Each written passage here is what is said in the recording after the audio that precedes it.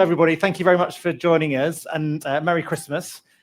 This is part of our series about how to make good things happen. And if you've been to one of these events before, we typically try and take a case study or a country that's doing something interesting and really flesh it out to try and understand why and how. Today, we're going to do something a little bit different. We're going to look back and forwards. We're going to start with a quick discussion about 2025 in review and what have been the policies that have struck the panel over the last year and what can we learn from them. And then we're going to maybe shoot forwards and go, what's the policy idea that the panel would like to see propelled into the future? So that's the format of today. We've got a fantastic panel joining us. We have, let me get my notes on the extraordinary superstars that are here today. We've got Anita Boateng, who's a senior partner at Portland. We've also got Helen Brown, who's the UK Managing Director at BIT. We have Polly Curtis, who's the Chief Executive of Nesta. No, not Nesta. I've not resigned. I'm not quite. The reason I did that is that actually I used to work at Demos, so I've immediately swapped places. I'm projecting. Polly Curtis is not the Chief Executive of Nesta unless I've resigned. She's Chief Executive of Demos, and Tim Leunig, who is the Chief Economist here at Nesta. So if you could welcome all of you on here, and we'll get going. Good. Right, so we're going to start talking about 2025 in review, and I was reflecting on the last year, and people are pretty skeptical and negative at the moment about everything in terms of public policy, pretty much everywhere in the world. But it's always striking that even in periods of relative turmoil or where people are rather skeptical, good things actually do happen. So I think it's always one of those things that's quite confronting for people on the left of politics to point out all the good things that happened under George Osborne, like a carbon tax, like a sugar tax, like sustained rises in the minimum wage. So even people who may dislike that period of austerity or all sorts of other things, there are things that we perhaps don't notice in all sorts of administrations that are positive. Now, I think even in the last few months, we've been very dominated by the conversation about the budget and the fiscal arithmetic. From a Nesta perspective, we focus on three missions: a sustainable future, a fair start, and a healthy life. So early years, preventing poor health outcomes, and net zero. And there have been three policies in the last year that I think I'd pick out as being quite interesting. One is something that we've been very involved in around health, called health targets for retailers. So at the moment, you've got a big problem with obesity. If we're going to tackle it, we do actually need to shift the food environment. Taxation is one way of doing that, and the actual budget announced an extension of the the soft drinks levy. But another way is through regulation and regulating the food environment, and that's what's been announced in the 10-year plan through the Healthy Food Standard. Another thing we care about in our Sustainable Future mission is how do we electrify the economy? How do we electrify heating and transport? And the big challenge there is the price of electricity. And one of the things that happened in the budget was a rebalancing of energy levies to try and make electricity cheaper at the moment compared to gas. And at the moment, the electricity gas price ratio is going to be 4.7 in January, and that should fall potentially with the various things that are happening down to 3.9 and should come down further, I think, in April. So it starts to make things like heat pumps, which are much, much more efficient than gas boilers, cost effective compared to the status quo. And then the third one I'd pick out actually is the 2-child limit removal. We know there's a huge correlation between poverty and poor outcomes for children, and removing the 2-child limit is a major shift in the numbers of children in poverty. And what I'll just reflect on those three examples, if you were asking me this time last year, would I have predicted that they would happen? I'd probably say no. Even as far as 3 months ago, I didn't think that the rebalancing of energy levies and electricity becoming cheaper than it is would have happened. I certainly wouldn't have predicted this time last year that government would spend quite as much money, particularly in a very tight fiscal environment, on child poverty.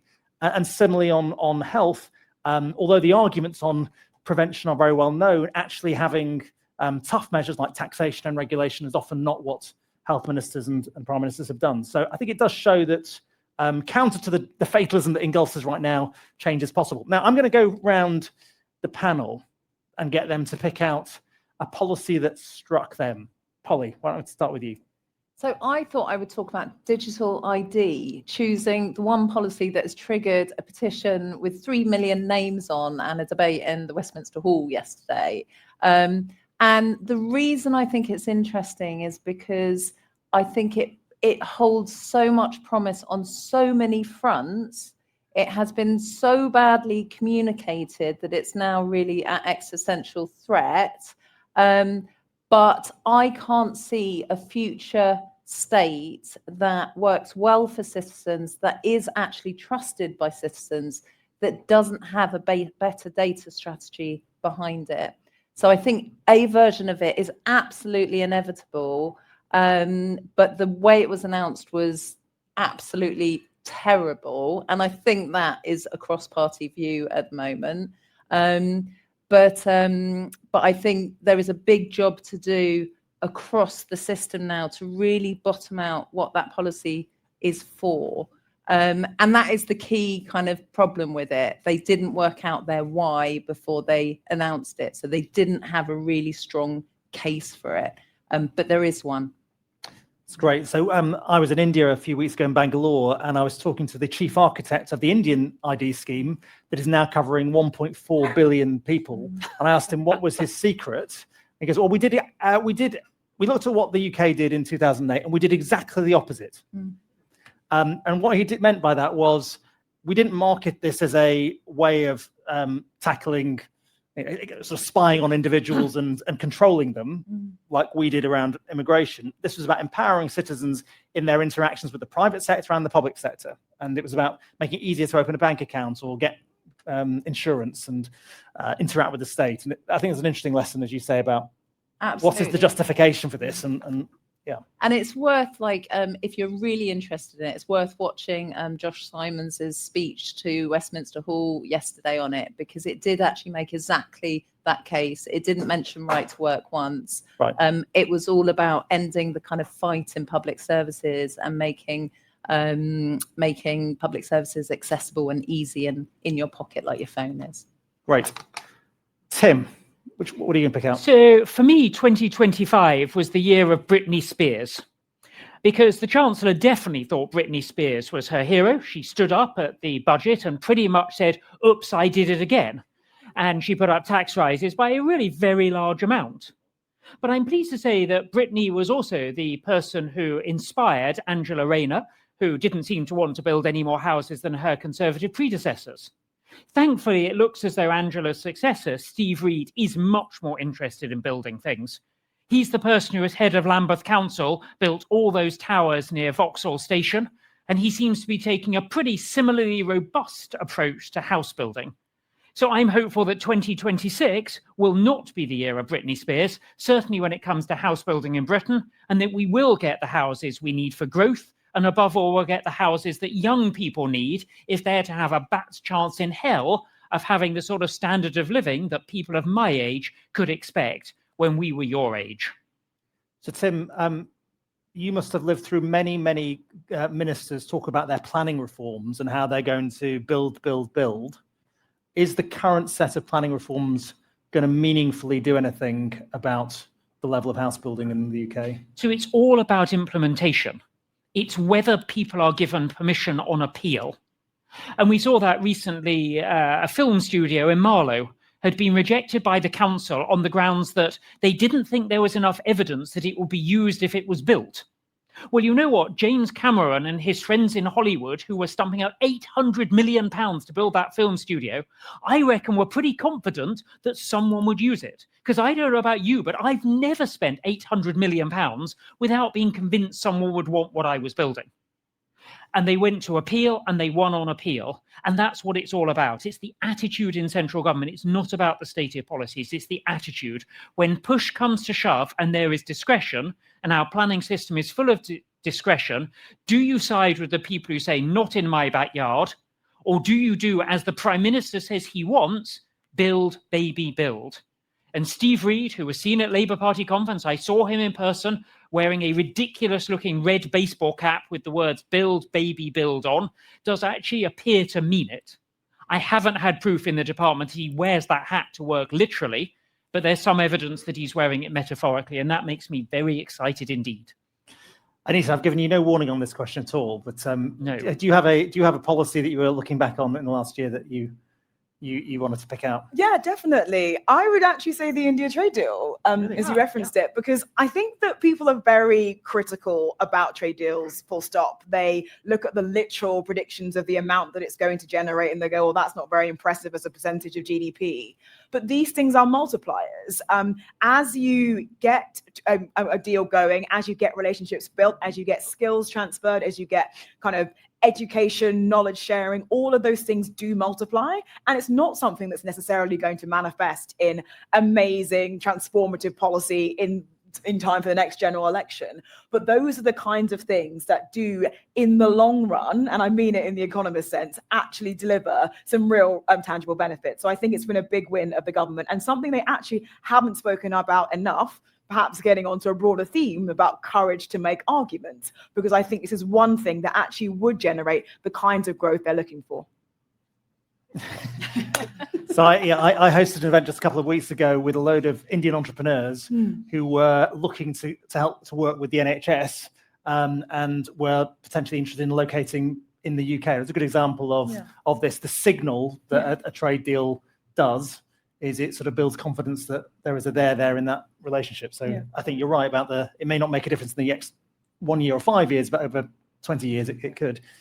Helen. Yeah, absolutely. Thank you. So at BIT, of course, we're always thinking about behaviours. And so what I really love to zero in on is not just the policies that work, but also where there are pockets of really beautiful practice. So the thing I'd like to highlight is some work of the Homerton NHS Trust. They recently have taken part in a really innovative scheme to map the system around discharge and particularly discharge delays. Enormous problem. We know this is a consistent challenge for our trusts. With some simple tweaks to processes, they were able to free up an entire ward's worth of beds for those medically fit for discharge with just some very small changes. And I think that's a really great example of simple, easy to implement changes that work to that broader policy, but actually in practice are easy to implement. And so that's the kind of thing I like to bring out from this year. There are some pockets of excellent practice that we can build on as we move into 2026. Can you say more about what were the actual tweaks? Give us more of a sense of what they did. Yeah, absolutely. So we looked at the flow of discharge information. We also looked at the role perceptions of different individuals involved in that discharge process. So we saw that each of the individuals involved, so nurses, social care workers, doctors, even orderlies who were involved in the logistics of discharge, each of them had very different perceptions of their role. When we clarified those roles, we saw that discharge process simplify and improve in a way that had really quite a radical effect on the smooth transition out into communities or out into the social care service. And so again, with those really simple changes, which were free to implement, essentially, we saw really quite radical improvements. Great. Okay. Well, we're going to now move on sort of slightly more forward-looking, and to sort of work out who's going to go first, we're going to spin a wheel. Oh, terrifying. To decide who is going to go first.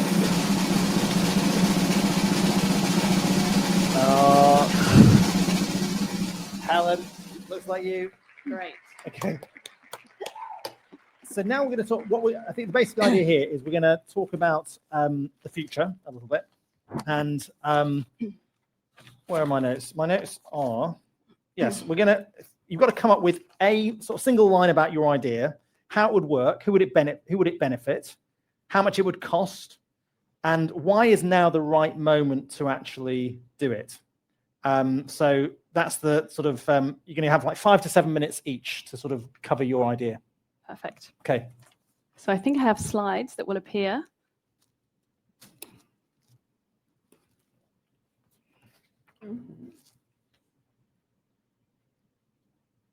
Slides? Yeah. Okay. The most boring policy idea ever. Yeah. You know how to sell it. That's my pitch. So thanks, Ravi. Hi, everyone. My name is Helen Brown. I am the UK Managing Director for BIT. And as you can see, I'm going to present to you the most boring policy idea ever. Now, to do that, I'd like to introduce you to Sarah. Now, Sarah is a single mother. She works really hard and she is trying to navigate our public services. But our public services are designed without Sarah in mind. So to give just a few examples, Sarah is eligible for tax-free childcare and 30 hours free childcare per month.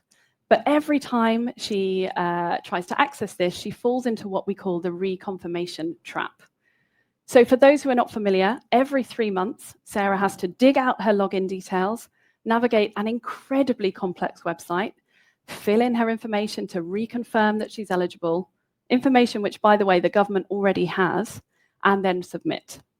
If she fails to do this, she risks upwards of £1,000 in lost childcare fees. Now, Sarah would like to move home. She's found somewhere with much cheaper rent that suits her and her family, but she knows to do that, she would have to notify DWP, several departments within her local authority. She'd have to tell the school, her GP surgery, a whole heap of authorities that feel impenetrable. Now, that feels very overwhelming to Sarah, and so she's put it off for an entire year. She just hasn't moved. Sarah is eligible for financial support from her ex, who is currently refusing to pay. Now, she knows that the state can help her to access those child maintenance payments, but in order to do that, she must pay an upfront fee of £20 for them to chase him. Now, for Sarah, who is really counting every penny, with no guarantee of a return, that feels like a gamble that she just can't take. Sarah's eligible for housing benefits and support with that rent, but in order to prove that, she must submit evidence of her income and her employment status. Now, she's tried to do the right thing. She's done this several times. She's uploaded her letter from her employer. She's sent a screenshot of her bank statement, but she keeps being told that those data, which again, the government already have, are in the wrong format. So on Saturday, Sarah will be traipsing to the library to print that information. And finally, Sarah is eligible, or her children are eligible for free school meals. Now, this is great news. For Sarah, it means she doesn't need to pay for school dinners.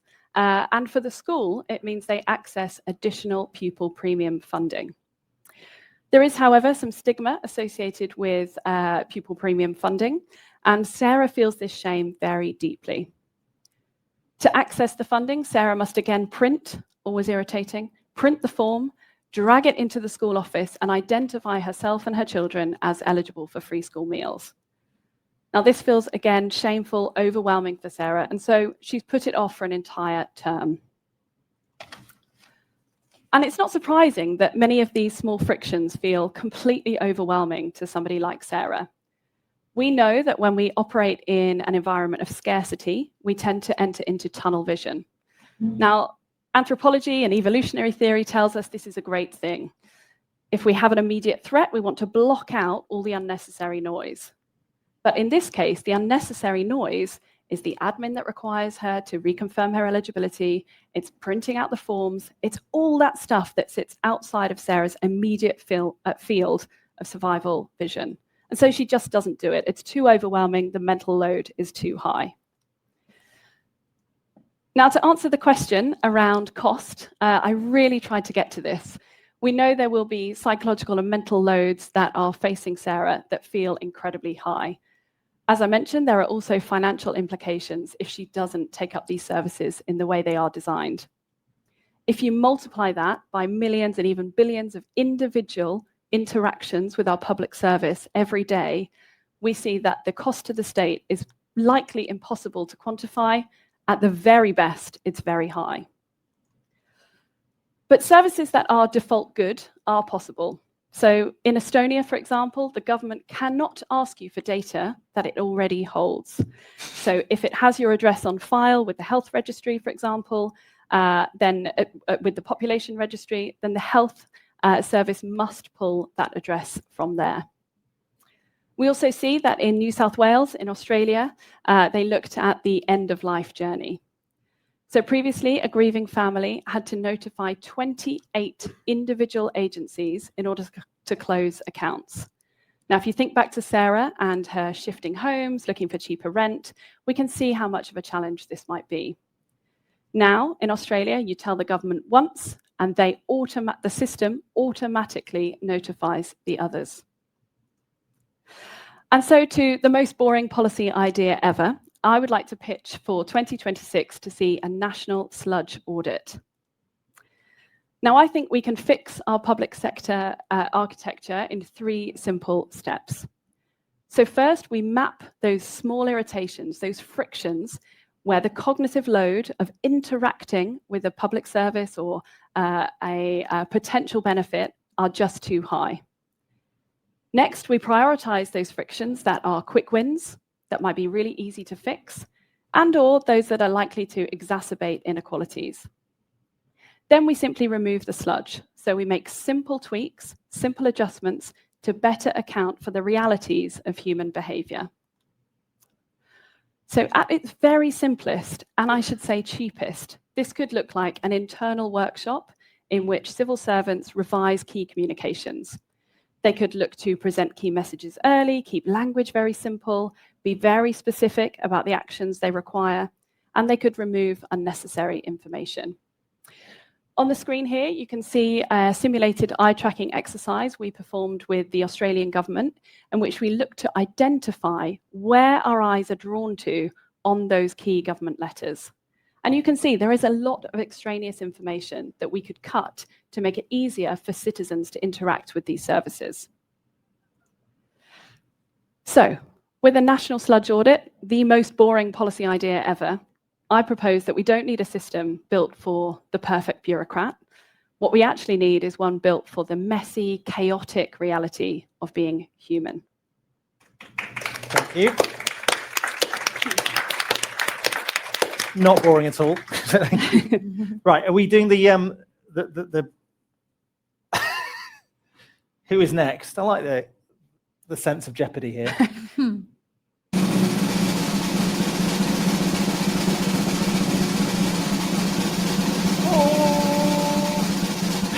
Holly. Very exciting. Very exciting. Thank you. So I'm going to talk about a policy that was announced this year, but really is going to be designed, implemented, and worked out in real time over the coming years. And it's pride of place. So my one-liner is pride of place puts money in the hands of local communities to invest to make their lives better. So this policy puts £20 million into 250 areas for that community to spend how they want to spend it. And those areas are doubly disadvantaged areas. They're defined by deprivation levels and weak social infrastructure. And there are about 10,000 people, each of these local areas. Many of you will know about this policy. That's kind of the policy at the moment. There's a couple more elements. It has some objectives. So build stronger communities, create thriving places, empower people to take back control. And there's one catch at the end. This money is going to go to local authorities, but it can only be dispersed with the consent and engagement and decision-making activity with the local community. And this is going to be via these new neighbourhood boards, which are yet to be really designed, how they're going to work. We know it has to have an MP on, it has to have the local authority, residents, community groups, but actually how they work, how they reach out into the community is all up for grabs. So it's a policy that's been announced this year. There's money already kind of on the table and a long-term plan for it, but there's a lot to be designed over the coming years to make it all real. Why is now the right moment for this? And why is it important was the question. So I think this policy is about much, much more than £20 million in a local area, which is significant in itself. It's about building a completely different way of governing in partnership between communities and the authorities. And that matters now because of this huge trust deficit that we're facing and because of a real crisis of faith in our democratic institutions. So the model that is emerging through Pride in Place, I feel, is a real opportunity to redesign for public governance around how decisions are made that impact people's lives. So it speaks to the potential for a much bigger agenda, which is about fixing broken trust, the relationship between state and citizen, and also the relationship between citizens and how they work together. And at Demos, we're thinking about lots of different ways to address what we think is a democratic emergency. But the landscape for that work to happen is at the interface between state and citizen. So we're looking across the landscape. Where can we create moments for state and citizen to really work together and to share power differently, and to make every act of policy a potential for rebuilding trust? It's about practicing democracy different in a very everyday way. So Pride in Place is a brilliant experimental ground for that to happen. But I'd also argue, and also challenge your assertion that your ideas were boring, that there are, every time the state comes into contact with citizens, it is an opportunity to win back trust. And all that grit that you're talking about, it's much worse than administrative burden. At times, that grit is really quite abusive to people, and people experience it as unwielding power, kind of making huge decisions on their lives. I was talking to someone the other day who recounted their experience of getting a COVID, like they're a civil servant, but on universal credit, and they got a COVID bonus, which kicked them off universal credit for 6 months. It's that administrative burden that has such a huge impact on people's lives. Another example is I sit on the board of the Parliamentary and Health Service Ombudsman, which deals with all final complaints about the health service. The vast majority of those are about how the health service communicated and interacted. It's not about the treatment people got. It's about when they were told about the care they were eligible for, about kind of treatment pathways and that kind of thing. And lives are lost in those spaces as well. So the sludge actually has really real life experiences on people's lived experience of the state, but therefore their trust in the state. So Pride in Place, I think, offers one model for rebuilding that relationship and finding a different way for citizens to partner with the authorities. It's a much bigger promise than just £20 million. It's a different model for governing. And I just wanted to say one more thing about that different model of kind of public governance. In the period we're in at the moment, so many of our institutions are becoming contested and challenged and caught in the politics of a moment. I'm thinking about the BBC, for example. We're doing work at the moment to look at the design of the BBC's governance after all the challenges it faces. Like Pride in Place, there's an argument for building in a citizen component to that governance structure. And it's not about outsourcing editorial decisions to the public and outsourcing the kind of accountability and responsibility of governing an institution in the public interest. It's about empowering leadership to navigate fiercely political times by giving them an anchor in where the population is, where people are, and giving a deliberative voice into that decision making. So I think if you look at the global trends at the moment, one by one, our institutions are going to be challenged and contested in the politics of the moment that we're in. And what leaders in those situations, be them national policy makers, be them governance systems for our individual institutions, be it Pride in Place funding, what they need is an anchor in the real world, in the real thoughts and experiences and deliberations of communities, so that they can challenge where things get really politicized. So Pride in Place, a great thing in itself, needs lots of policy design, but actually a potential to change the way we make governing decisions. Right. I am dying to ask you loads of questions, but we're going to move on. We are actually going to have time, as soon as everyone's finished, for you to ask the panel questions, and I'll try not to interrupt too much. Right, who's next? It's getting quite close. Attention. Tim. Okay. I just love the canned applause. It's that whoop 3/4 of the way through that really inspires me. So 2026 is going to be a big year for me because I have one of those landmark birthdays. Now, I'm confident I'm the oldest person on the panel, and I will, in fact, in February, send your cards to this address. You all know it. Make sure they arrive by mid-February. I will be 55. Thank you. From someone who really has no idea what being 55 is.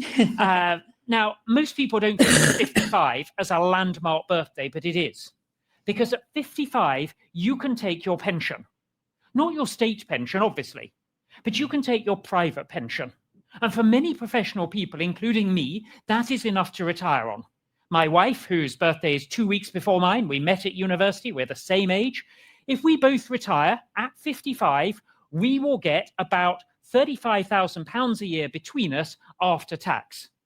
And I'm sorry to young people, but we don't have a mortgage. You don't have a mortgage either, but it's different. So we really can live quite comfortably on £35,000 a year. And that means I'm now only working because I enjoy my job and because I have a nice boss. So boss, keep being nice because I don't have to keep working. And this is madness. We know in Britain, lots of people, particularly professional people, are dropping out of the labour market in their 50s. They are impersonating Donald Trump by spending their time on the golf course. And this is crazy. We need economic growth. We need professionals to stay in the job market. The last thing we want is people on good professional salaries opting out. Because if I opt out of the labour market, I'm not paying tax. I'm not paying the taxes that fund the NHS, that fund the schools, and so on and so forth. And the crazy thing is, my pension that I can take is hugely tax privileged. Now, the government is increasing the age from 55 to 57, but my one-liner is simple. You should not be able to take your tax-privileged private pension or your tax-privileged employer pension until the state pension age. Because at that point, I would have to keep working, just like the poor sod working in McDonald's, whose pension is not big enough for them to take early retirement. I would have to keep working until I'm, I think in my case, it's 66. And that's a good thing for everybody else in the room. You want me to have to work because then I have to pay tax. Maybe I might decide to go part-time. Maybe I wouldn't earn the same money as I get a bit older and so on. But I'd be still paying taxes. And it's in every one of your interests for me to pay taxes.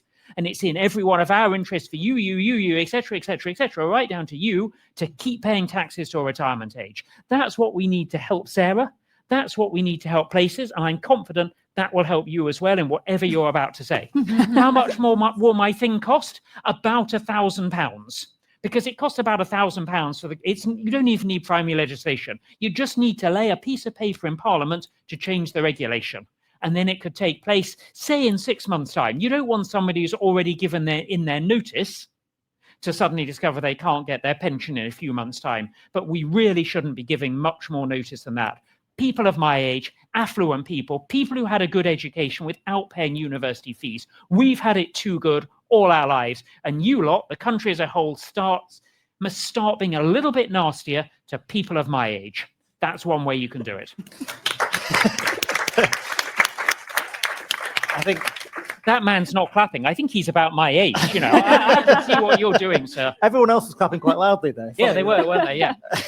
Everybody wants someone else to pay taxes, and I'm offering to pay them. I mean, you know, you can buy me a drink afterwards at the free bar. So, well, as my dad is still working as a radiologist at 92, I think he probably agrees with you, but would up the age limits further. I think your father deserves an OBE. If he's still working and paying taxes at that age, you know, he is my hero. Right, Anita, big question. Do you want a drum roll? No, I don't need a drum roll. No, don't worry. You guys can mentally drum roll for me. So I'm a former government special advisor. So I set myself the task not just of coming up with a policy that I'd love, but also something that was free, that is not going to get the government kicked out of office and would make a kind of meaningful difference to the big problems the country faces. So bear with me. So where do we start? We start with the issue of growth. We know the government has said this is its #1 priority. But this government came into power without a diagnosis of what had gone wrong with growth from the Conservatives. You heard a lot about chaos, you heard a lot about instability, but that's not a prescription for how you tackle growth. And my central accusation of this government is that you give away power by not realizing you have any. And yes, the government doesn't have a lot of money. And yes, the government doesn't have a lot of popularity, but it does have the ability to act smart and make small changes that would make a demonstrable difference. So my idea is probably more boring sounding than Helen's, I promise you, is to actually look at R&D tax credits. Now, these are tax credits that lots and lots and lots of small businesses get, and medium-sized businesses and some large businesses, that they kind of can use for anything that embraces and increases their ability to develop and be smart. So a lot of them use it on IT or business solutions, but it's like £7 billion a year. And I think you could repurpose some of that and really focus it on supporting kind of medium-sized businesses and giving them much more of an incentive to export, because that is the thing that Britain has not been doing consistently for quite a long time. So go back to 2019, not that long ago. I'm sure some of you were still in university then, but in 2019, our exports are 20% down from then. And that's not happened in Germany. It's not happened in France. We have become uniquely less competitive on the issue of exports. And so what you would do is, right now, you've got the £7 billion.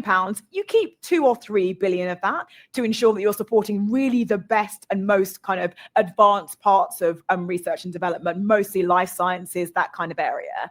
And you focus it on saying to existing businesses that do not think about exporting, that you will massively increase the support to them if they export in 2 to 3 years. And you could do this with, like, you currently, there's a big institution called Innovate UK. You just set up a small team there with a couple of CEOs, teams that really understand business, that look and reach out and engage with these medium-sized businesses that produce really good stuff, but don't think at this stage of exporting abroad. And we have these companies right now. I worked with one called Renishaw. They're a really amazing precision engineering firm. They do lots of technical, very, very funky stuff. And they export massively all around the world. We have amazing IP. We have companies like Games World, you might know, in Nottingham, who make Warhammer, which is a really amazing kind of creative IP. There's lots of these companies that do clean energy, all sorts of things that we could really tap into. And other countries do this well and do it better than us. You're talking South Korea, you're talking France. They don't just give money, and they don't just do like great campaigns. We do these amazing banner campaigns taking people around going, wow, you should buy British chocolates. But what they do is they directly incentivize the money as well as the marketing. And that is what would make a demonstrable difference. So there you have it. Really what I'm saying is, we do some things well. We are smart, we have innovation, we have universities, we have businesses with ideas. I don't buy this idea that Britain makes nothing anymore. And it's not just about goods, it's about amazing services, like whether it's fintech or creative sector or whether it's legal services. We can offer that to the rest of the world. All we have to do is change how we do this current system to really focus on the things that would drive and make a difference. I'm not saying it would take a year, maybe 2 years, but I think you would see a demonstrable difference in the amount of growth that we could generate from exports. Thanks very much. Thank you. Yep. Great. So I'm going to throw it open to questions from all of you. And what we'll do is we'll maybe take 2 or 3 in a batch, and then get the panel to come back. Hello, my name is Vincent Burke. I'm a humble member of the public. I just thought I would ask for the panel's thoughts on my own policy idea for next year. And I did write to the Chancellor about this. She obviously didn't get the email, but I think there should be a Deliveroo tax. Ravi, in his introductory comments, talks about tackling obesity, healthy living. What we have is a situation where people of all sorts of incomes who are obese, they can order junk food without leaving their house. And you have a situation where, I can hardly walk down the road without some one on an electric bike nearly running me over, and you have no idea who they are, whether they should be in the country or not. They're jumping red lights on pavements. The whole thing is out of control. It's a typical example of the lack of regulation. So, it's a no-brainer in my opinion. 10 quid on every pizza that's born on Deliveroo. I don't see why it's so funny. It's a public health issue, in my opinion. Okay, we'll come back to one. Yes, gentleman here, and then the lady there. Thank you. My name's Shaw. I used to be an advisor of sorts. It struck me that your two interventions were about changing incentives, and that your two were about increasing agency for the people in those things. So could you two come up with an incentive-based proposition, and could you two come up with an agency-based one? Thank you. Okay, that's a very challenging question. I think we need definitely one more while you think. Make it a long question. So I work in reducing health inequalities, and so the war on sludge and the cognitive load particularly resonated with me. But I'd be interested in the panel's views, and Helen, maybe your views on whether our squeamishness around linking and sharing data could get in the way of achieving this noble aim. Great. Okay, let's start with that last one. Helen, do you want to respond first? Yeah, absolutely. Thank you. And I am really conscious of that challenge around data linkage. Even when I presented the examples, for example, in Estonia, where you see much smoother transition of information, the next obvious question is, well, how do you do that? What is the digital infrastructure that's required? There are places that do this well. And so my very strong assertion is that we should be learning from those places. Let's send a team out. Let's learn from Estonia. Let's look at the practicalities of those systems and bring that back here. I feel very frustrated when we have this kind of squeamishness, and just because something's hard doesn't mean we shouldn't do it. So I recognize that challenge, but I think it should be something we can overcome. Can I say something on that one? Which is, I used to be chief analyst at the Department for Education. And many years ago, in the early days of New Labour, the wonderful Michael Barber created the National Pupil Database. If you're under 42 and were educated in England, you are in that database. There is no opt-out.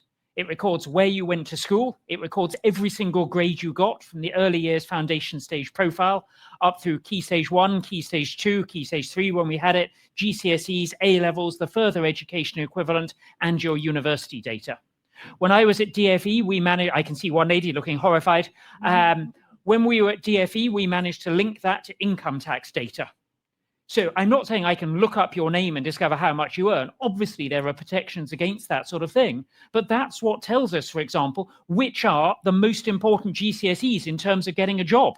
For those of you who are parents with children in Key Stage 3, I can tell you the answers are maths, business studies, and PE.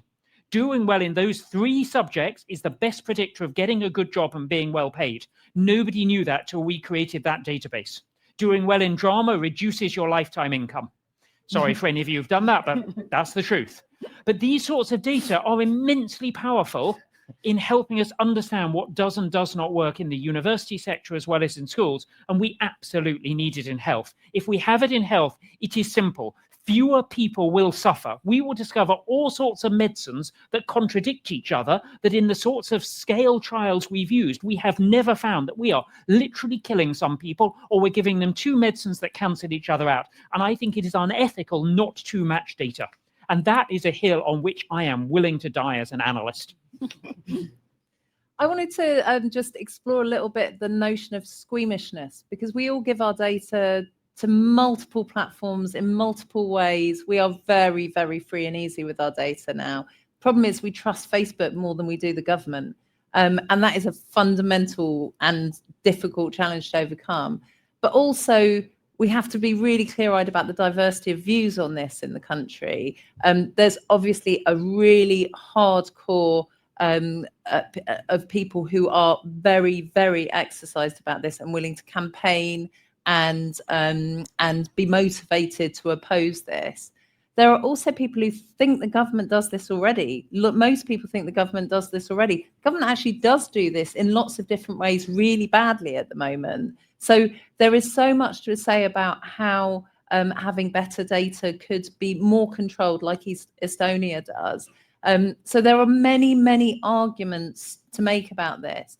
I think the kind of key thing is that you have to make an argument. And I think that's something that is really befuddling a lot of policy areas at the moment. It's really hard to make an argument now, a complex, multi-layered argument. And that's to do with the way the information flows in society. It is more difficult now. I was a reporter for many years. And when I started reporting, a policy cycle would go, government announced something. We reported it in full, exactly what they were saying, before we did a cycle of takedown. Now that has converged. So people will see an article that is immediately taking it down. There's no cycle that unpacks policy and allows people to explore things.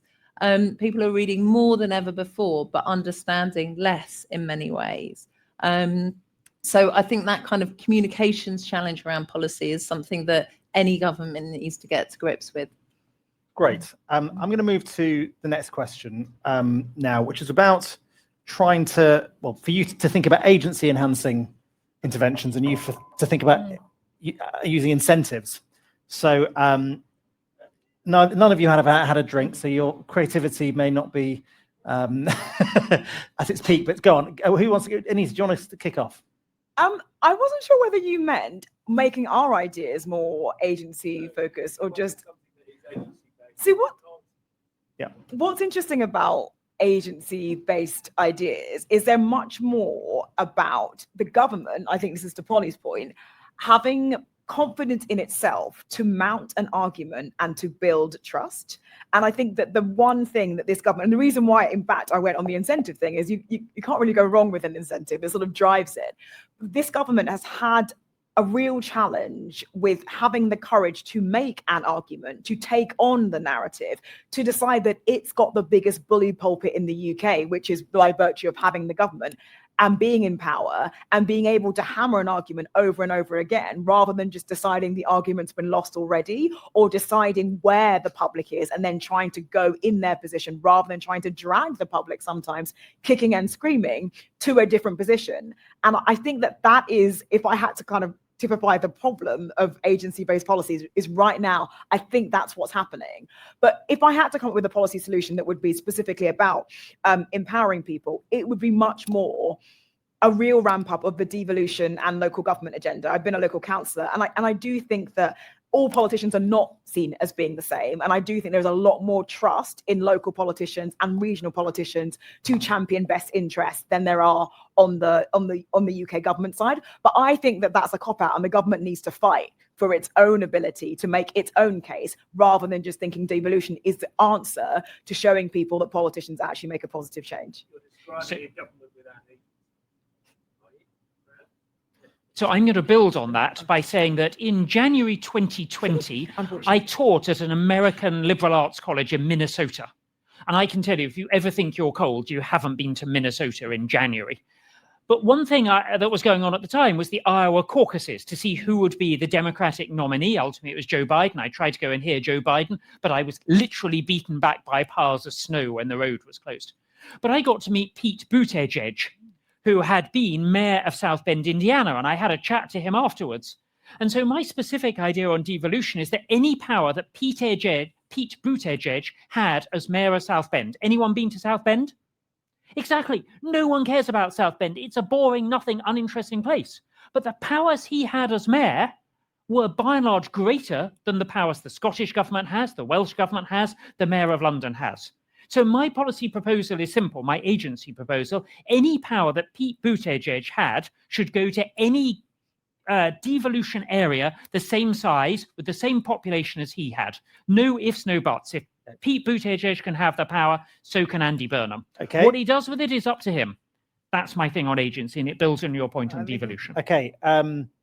Incentives. So, Helen, you probably spend a lot of your time arguing that people are not necessarily econs and don't respond as well to rational economic incentives. But inhabit your inner econ. Yes. Okay. So acknowledging that people, of course, are not rational actors, we're very rarely thinking clearly. I think we could reframe some of the narrative around the sludge audit to focus on less carrot. So for local authorities or government departments, for example, the carrot for something like a sludge audit is better interaction with government, public satisfaction, trust, all of that. We could flip that and think about a stick scenario. So we could think about incentivizing or disincentivizing departments who have a high degree of sludge in their communications. For example, you could think about measuring the amount of time it takes for an individual to move through the system or to access a particular service, and then incentivize a reduction in that. But I think the key thing here is that what gets measured gets managed. And so we would have to have a very clear view on that level of sludge in order to incentivize it effectively. And I think that would be a distraction from what is the good work of just getting things sorted and getting things done. So acknowledge that incentives might be interesting, but I would much prefer to just get on with auditing and shifting some of that sludge. I want to tackle waste in public services, and the most untackled source of waste in public services is firefighting problems rather than preventing them from happening. And the prevention agenda now, everybody agrees it's the right thing to do.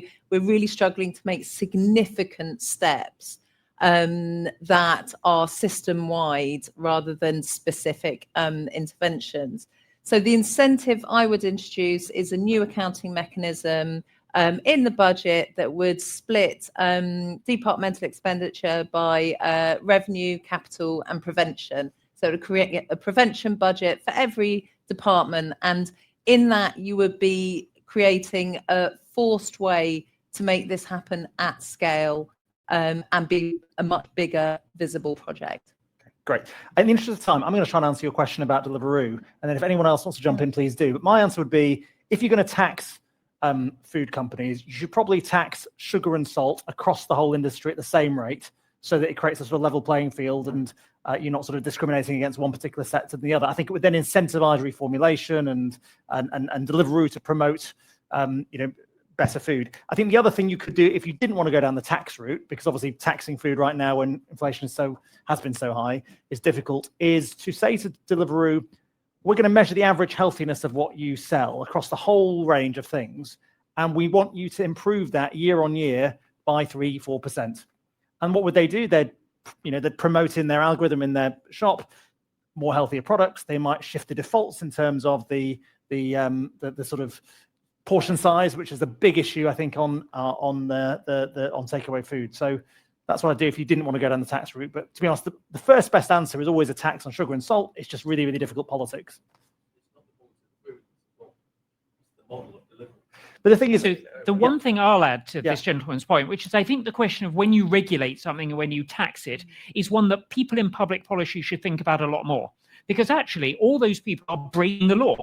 Any Deliveroo cyclist or any other cyclist who cycles over a red light is breaking the law. Anyone who cycles on the pavement is breaking the law, but we know it happens. And therefore, thinking through more generally, when do we tax something? Because this is a sector we cannot get to comply with the law is, I think, a legitimate issue. On your specific issue, I don't agree with that. I think whether it's Deliveroo or Domino's Pizza delivering or whatever, to come up with a line, as we saw with the pasty tax, which some of you will remember from the George Osborne days, defining what would be within that, as opposed to Tesco doing their within 2-hour delivery slot, I think would, at a practical level, be very hard. Right, we're going to get to some more questions. Got one from online, the gentleman there, and then lady there, and then we'll take those 4 and then we'll close out. Yeah. So I've got a question from Fiona McKenzie online, who says, some of the challenges we have are because policy is created in a vacuum. How do we pull these 4 ideas together into a coherent narrative? Gosh, that feels like something that ChatGPT would be awfully good at. But, if you can just type them into that, that'd be great. Yeah, next one. Hi, Mohammed Michelle. I work for consultancy called Canvas. We talk about policy here, but a lot of what we're talking about really here is the poor delivery of those policies. Helen, almost all of the bits you referenced that were sludge, I reckon if we go back, were at one point hailed as amazing policy ideas that were just badly delivered. Yes. What happens in 2026 for all of your ideas to make the delivery happen more effectively? And then the second part of that is, this anchoring to a purpose. So Anita, you talked about how the policy is almost kind of like, let's be honest, if any of us were talking about national ID, we never would have attached it to an immigration conversation. That's never where you'd start. We're seeing that happen again and again and again. So this idea of kind of owning their space, how would these policy ideas independently own their space? Anita, you referenced the point around kind of improving exports. Actually, there's a fundamental growth conversation here that I think has been completely lost. How does that narrative come back next year so we're able to champion things around what their actual purpose is, as opposed to trying to respond to a media cycle? Okay, next one. Hi, sorry, I'm Mairead and got a local government background. I actually was speaking to Mohammed earlier a little bit about some of the here we go about some of the points he just kind of touched on. But I think Polly, you kind of picked up on it around the kind of prevention agenda and also some of the stuff about the citizen-state interface. And I think a lot of these ideas we've kind of known about for quite a long time. We've got a lot of the evidence, particularly around the prevention and the citizen-state interface.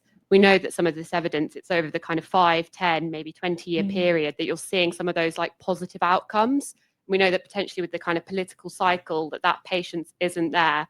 I'm kind of more from a health and social care background. And so thinking about, as the lady there touched on health inequalities, we kind of know what works. But again, we go back to things like GP waiting times, thinking about shifting, kind of funding flows into the, I'm going on for a bit of a tangent here, but shifting the funding flows into kind of primary community care. We know that has positive outcomes, but again, it's the kind of sexy things around kind of hospitals and the things that the kind of electorate see. So I guess my question is, for 2026, what really kind of shifts the dial on some of that? And actually, what do kind of thinking about the kind of organizations that lots of us in this room might work for, what more can we do to actually kind of maybe encourage some of that more evidence-based kind of thinking and less of that kind of short-termism? So are you focused on long-termism and evidence? I think so, yeah. Right. I think so. Okay, right. Final question, and then we'll come to them. Yeah. Hi, my name's Zach, and I work as a data scientist in the central government, and I worked as a data scientist across different departments. And I just want to ask a question because you kind of mentioned around like the delivery of like digital public services or the digital elements of public services. And I guess working in central government and working closely with colleagues in the government digital service, working with data scientists across government, and also the incubator for artificial intelligence, like it kind of seems to me that like it just feels like government is generally under-resourced to be able to deliver lots of these types of things. But specifically, you mentioned the economies such as Estonia and other ones as well, for example, like Singapore, that I think we think of generally as delivering high quality digital public services. But is there anything that like they're doing specifically that isn't just they have more people on it and they have more money on it? Like, is there ways that they're set up? Is there ways that they're delivering their digital policy that fundamentally mean they're delivering better quality digital public services? Great questions. Right. Why don't we start with the question about, it's actually really not about policy, because there's lots of good policy intentions. It's actually about good implementation. Does anyone want to pick that one up? There was a theme that I would like to pick up around purpose, which from the question about kind of what brings the 4 ideas into a coherent narrative. I'm not sure there is a narrative for these 4 ideas, but I think to Mohammed's point, and perhaps to the second point as well about long-termism, that I wouldn't be the first person to say that we are lacking a national narrative from this government that is making sense of this government's central purpose and the policies it's enacting. It doesn't have a central driving narrative at the moment. And I personally, but also the Demos position, is that it needs to find that for 2026. We are in a politics of feelings at the moment. So to make difficult changes like digital ID, on your question about what does Estonia have, they have a trust strategy. They have a strategy to build that trust with the population in the products they're serving. Any government needs a governing strategy and a governing narrative that will make sense of the individual choices it's making. It needs that for delivery so that systems can get behind those ideas, but it also needs that to get to a long-term mandate for change as well, because there is not a government in the world that is going to fix all the problems we face as a country in the next 3 years, but it can start to signal what it's for and how it's changing lives in tangible ways that points towards a future that people will make the sacrifices that we all need to make to improve the state of the country. Okay. Can I just quickly come in on this question of is there a narrative that unites the whole all four of the ideas? I think there is one, which is just like courage of your convictions. Like, part of what we talked about, none of these ideas are so far-fetched that the government could not possibly do them. None of these things are impossible to argue, but it's the idea that, like, you have to take risks. You have to be in power for a reason to sort of want to do things rather than just hope that showing up every day and doing a very good job will get you there. And I think on the question of making the argument and how you do that, part of it is not saying I have all the answers, there are no downsides to this policy. It's acknowledging those ones and then saying, but I'm going to do this anyway, and this is why. And that is what builds trust, which is not the perception that politicians will say, whatever, it's all upside, there's no downside, come with me. But say, look, here are the risks, here are the opportunities, we're going to seize this. So I do think there is something here that government could take from this, which is like being willing to take those swings does pay off in the long term if you're in power to do things rather than just hope that you win the next general election. I feel inspired by that. Can I just do one build on that, which is the point around evidence as well? The question we get met most about the ideas we put to government is, where's the international example? I think we're in quite extraordinary times at the moment and we need new ideas. And if we only do things that have been tried before, we'll end up with a kind of AI slop version of policy. We actually need to do the bold things, take risks, reasonable risk, hypothesis-based, but we need to do some new things in this moment. It's probably not the time to promote our new AI tool called Policy Atlas, which allows you to scour for international examples of what works. But despite my best efforts to try and ask one question, everyone wants to answer a different one, which is about the governing idea. Is there I think one of the questions, is there an idea that captures all of what you have been talking about, but you've moved it more onto, well, does the government need a governing idea to knit things together? Tim? I would say something on implementation, because a couple of the comments completely different as well. Yeah, I don't have anything to say on that. So if you want me to say, I have nothing to say. All right, do you have nothing? No, I think we can carry on. We can move on. Okay, fine. Yeah. You want to say something about implementation? You're going to actually answer my question. Good. I'm going to say something about implementation because a number of you mentioned it. And when I spent 12 years in government, mainly working as a civil service ministerial advisor. And one thing I discovered is that ministers knew a lot more about implementation than civil servants. Because any good minister will be in their constituency one day a week and they will be meeting members of the public, very often unhappy members of the public who turn up, like a single parent who is having difficulty getting benefits. But they'll also just meet random members of the public when, well, if they're a Liberal Democrat MP, they're in Gale's bakery, and for everybody else, they're in their local supermarket, where they'll just interact with absolutely ordinary people who recognise them and come up to them and say, "Excuse me," and they say one thing. And they come in the following Monday, if it's relevant to their department, they say, "Somebody said this to me at the weekend, can I have a note on it?" And we in the civil service were constantly challenged by really good ministers who went out of their way to meet absolutely ordinary random cross-section of the public and told us what was working and what wasn't. And that's why I discovered how much I really appreciated hardworking members of Parliament. And I also realized that almost all of them, and there are a few exceptions I won't name, were hardworking and were interested in their constituents. And I came away after 12 years in government really liking politicians a lot more than I had done before I went in, and really respecting their roles as constituency MPs much more than I had been. And I think that's a big part in how we get policy that actually delivers. And I'm sure the same is true at local level with local councillors. Helen. Yeah, I can maybe build on that. I think, and just to speak to those kind of implementation delivery points, and perhaps the gap between what feels like a really good policy is well evidenced, has an incredible rationale, but then just doesn't quite deliver when we come to see it follow through. So I think there is great intention often with these policies, but I think what we're missing is that human element. So very often I'll hypothesize, but I think this is broadly right. Very often those policies are not designed by those they seek to serve. So we very rarely see policies that have had very deep, very meaningful engagement with the end user. So things like service safaris, things like mapping user journeys are really effective at just identifying those little niggles that had you just asked a nurse or had you just spoken to Sarah, you would have identified really quickly. And I think particularly, I'm guilty of this as well, where we sit in our policy silos, or we're, so deep in the kind of policy idea and the evidence, we forget those kind of practical issues that actually really make the difference, and often are that last mile to seeing really effective implementation. And I think not only if we did that last mile and we really thought about the end user and brought that human in, we would see a better uptake of services, but we would also see that trust and that public kind of empowering an agency, and that positive cycle of trust would increase, which would be, again, better for everyone. Thank you.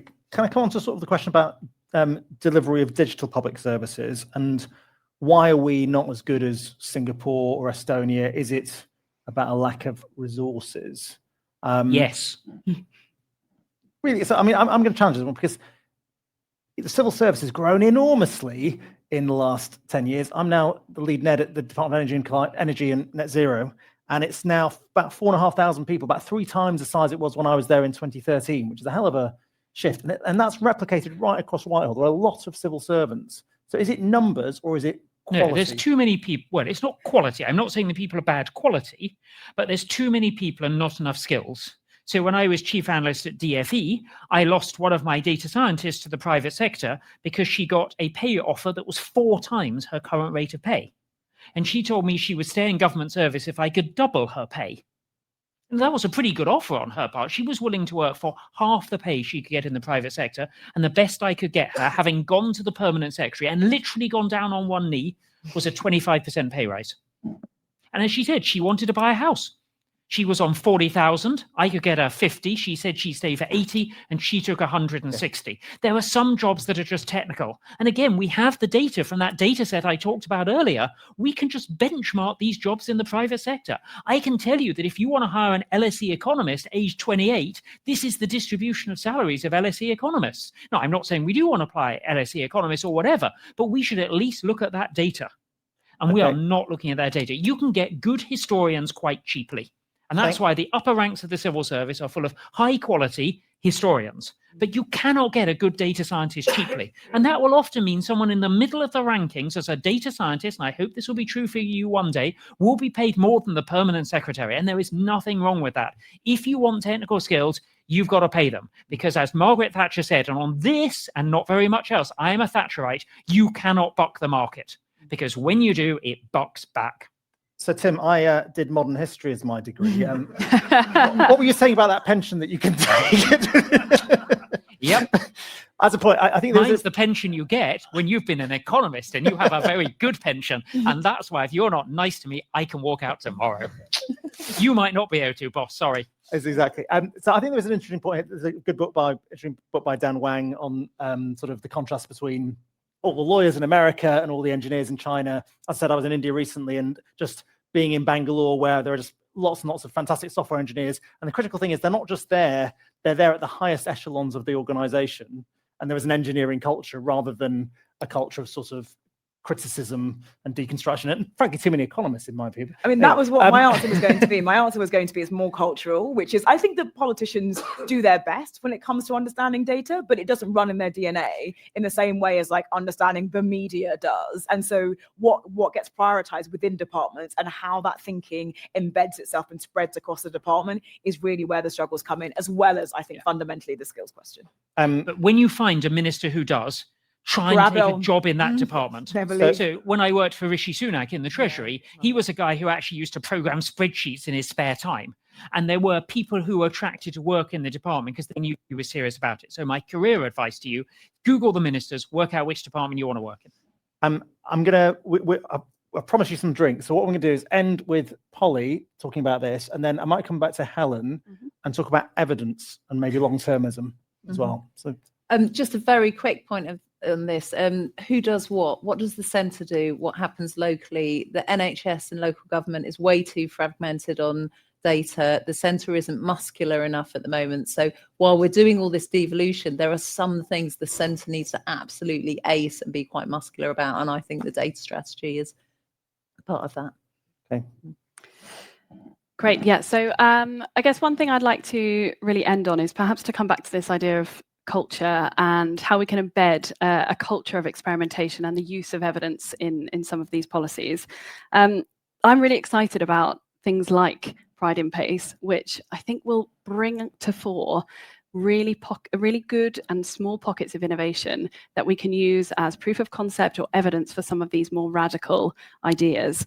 And so I think with these types of innovations or these types of initiatives, what we can do is build a really robust evidence base combined with human stories. You know, we need the data, but we also need the stories about Sarah to convince and build and generate a culture that insists on better for our citizens.